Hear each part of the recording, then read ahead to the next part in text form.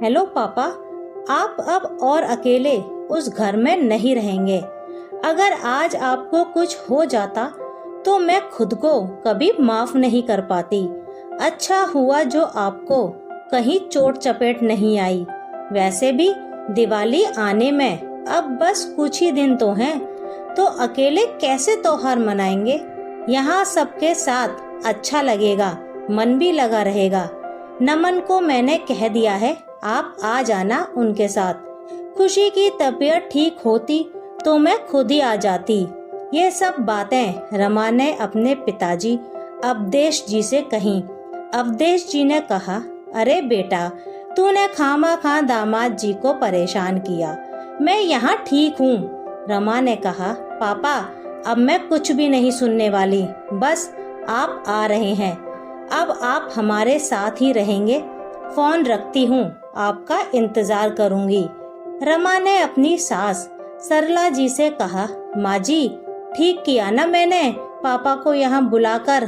सरला जी ने कहा, हाँ बेटा, माता पिता बच्चों के साथ नहीं रहेंगे तो कहाँ जाएंगे। अच्छा किया तूने जो समधी जी को बुला लिया। रमा अपने माता पिता की इकलौती संतान थी। रमा की माँ का निधन हो जाने से अवधेश जी अकेले हो गए थे। सीढ़ियाँ उतरते वक्त पैर फिसला, लेकिन वो गिरने से बच गए थे। सुबह से शाम हो गई। रमा को अपने पापा का इंतजार करते करते रसोई से लेकर सफाई तक कोई भी काम करती, लेकिन उसका ध्यान दरवाजे और फोन पर ही टिका हुआ था कि कब उसके पापा आएंगे। रमा लगातार फोन पर फोन किए जा रही थी, लेकिन कोई भी फोन नहीं उठा रहा था। कभी मन में अनहोनी की आशंका होती तो कभी मन कहता, नहीं सब ठीक होगा। रमा के चेहरे पर उसके मन का डर, घबराहट और बेचैनी साफ झलक रही थी। रमा की सास ने रमा को ठाठस बंधाते हुए कहा, बहू चिंता मत करो ना, आ जाएंगे थोड़ी देर में। रमा ने कहा, हाँ माँ जी, लेकिन सिर्फ 3 घंटे ही तो लगते हैं। यहाँ तो सुबह से शाम हो गई और कोई फोन भी नहीं उठा रहा, इसलिए मन बेचैन हो रहा था। तभी दरवाजे की घंटी बजी। रमा सोफे से उठकर भाग के दरवाजा खोलने गई। देखा सामने नमन थे सिर्फ। रमा नमन के अगल बगल झांकने लगी। तभी नमन ने कहा, अब घर के अंदर भी आने दोगी मुझे। रमा ने कहा, हाँ हाँ नमन आओ ना, पापा कहाँ हैं। नमन ने कहा, जहाँ होना चाहिए और कहाँ, मतलब। रमा ने गुस्से भरे स्वर में पूछा। नमन ने कहा, वहीं वृद्धाश्रम में छोड़कर आया हूँ। जो बात तुम नहीं समझी वो तुम्हारे पिताजी समझ गए और तैयार हो गए आश्रम जाने के लिए। रमा ने कहा, नमन तुम पागल हो चुके हो। मैंने तुम्हें मना किया था कि तुम वृद्धाश्रम की बात मेरे पापा से नहीं करोगे। देखो रमा, जैसा कि मैंने पहले ही कहा था कि अगर बाबूजी की जगह तुम्हारी माँ होती तो मैं एक बार सोचता भी साथ रखने के लिए, लेकिन मैं तुम्हारे पापा को साथ नहीं रख सकता क्योंकि माँ को कंफर्टेबल नहीं रहेगा और वो भी कंफर्टेबल नहीं रहते, समझी। ये क्या बात हुई नमन, तुम्हारे लिए तुम्हारी माँ सब कुछ और मेरे पापा कुछ भी नहीं। माफ करना, जैसे माँ जी की खुशी तुम्हारे लिए पहले मायने रखती है, वैसे ही मेरे पापा की खुशियाँ भी मेरे लिए मायने रखती हैं। मैं जा रही हूँ, मैं अपने पापा के साथ ही रहूंगी। तभी रमा के फोन की घंटी बजी। देखा तो उसके पापा का ही फोन था। उन्होंने कहा, हेलो रमा बेटा, तुम चिंता मत करना, मैं यहाँ ठीक हूँ, तुम अपना और खुशी का ख्याल रखना। लेकिन पापा आप क्यों गए, मैं आ रही हूँ, मैं आपको वृद्धाश्रम में नहीं रहने दूंगी बस। रमा आंखों से बहते आंसू पोंछते हुए कह रही थी, तुझे मेरी कसम है बेटा, तू अपना घर संसार संभाल, मैं यहाँ ठीक हूँ, तू यहाँ नहीं आएगी, मैं फोन रखता हूँ। रमा इतना सुनते ही वहीं सोफे पर बैठकर मुंह पर हाथ रखकर बेतहाशा रोने लगी। रोते रोते उसने नमन से कहा, क्यों नमन, क्यों किया तुमने ऐसा? एक बेटी के पिता की जगह वृद्धाश्रम में क्यों? सरला जी ये सब कुछ चुपचाप देख और सुन रही थीं, लेकिन चुपचाप ही रहीं। अगले दिन भी रमा रो रो के उदास मन से दिवाली की सफाई में लगी हुई थी। वो सोच रही थी कि काश वो लड़का होती तो उसके पापा के साथ ऐसा कभी नहीं होता। इधर 3 साल की खुशी लगातार सरला जी के ठीक सामने रोए जा रही थी, लेकिन सरला जी उसको गोद में नहीं ले रही थीं। तभी नमन ने खुशी को गोद में उठाते हुए कहा, माँ, आपने खुशी को उठाया क्यों नहीं? मैं क्यों उठाऊं इसको? ये किस काम की मेरे?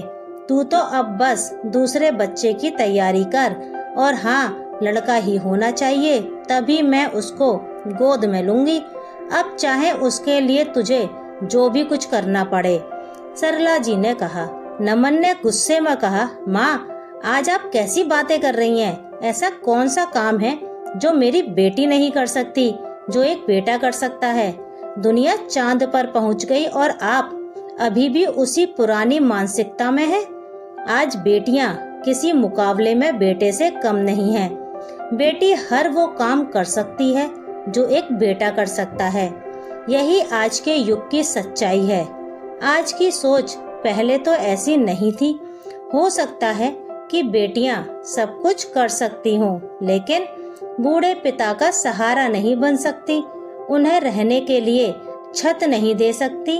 और मैं नहीं चाहती कि जिस बेटे को मैंने इतने लाड़ प्यार से पाला पोसा, उसको अपना बुढ़ापा वृद्धाश्रम में बिताना पड़े, क्योंकि क्या पता कल को बेटी का पति या ससुराल वाले कैसे मिले।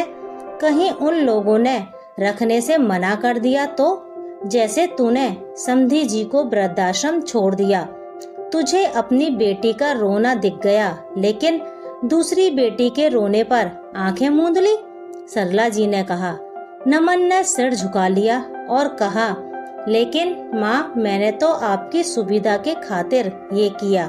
नमन, तो तुमने मुझसे पूछना भी जरूरी नहीं समझा? उनके रहने से मुझे असुविधा क्यों होगी? माता पिता को बुढ़ापे में अगर बच्चे सहारा नहीं देंगे तो कौन देगा? समधी जी के यहाँ रहने से मुझे कोई समस्या नहीं है।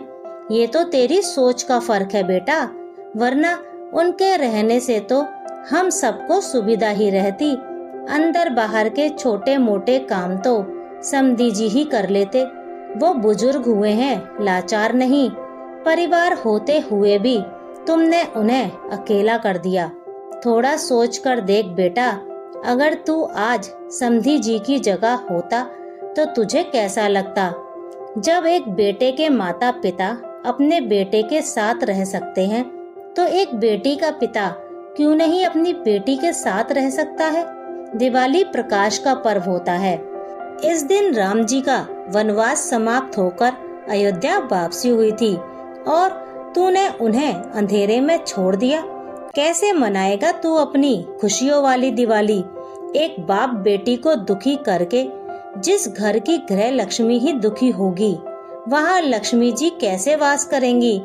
नमन को अपनी माँ की बातें सुन के गलती का एहसास हो गया। उसने कहा, माँ, आपने बिल्कुल सही कहा, मैंने इस नजरिए से तो सोचा ही नहीं। नमन ने तुरंत अपनी कार निकाली और रमा से कहा, रमा चलो बाबूजी को लेने। नमन पूरे परिवार के साथ वृद्धाश्रम पहुंचा तो देखा कि अवधेश जी चुपचाप अकेले कुर्सी पर बैठे पौधों को एकटक ध्यान से देख रहे थे। रमा दौड़कर अपने पिता के गले लग गई और नमन ने भी अपने व्यवहार के लिए माफी मांगी और घर चलने के लिए कहा। तो अवधेश जी ने कहा कि मैं यहाँ ठीक हूँ, आराम से हूँ, आप लोग चिंता मत कीजिए। तभी सुधा जी ने कहा, समधी जी, लेकिन हमें तो आराम नहीं, आप संकोच ना करें, वो घर भी आपका ही है। और सभी लोग एक साथ एक घर आ गए। तब रमा ने कहा, माँ जी, आपका बहुत बहुत धन्यवाद, आपने मुझे दिवाली का अनमोल उपहार दिया।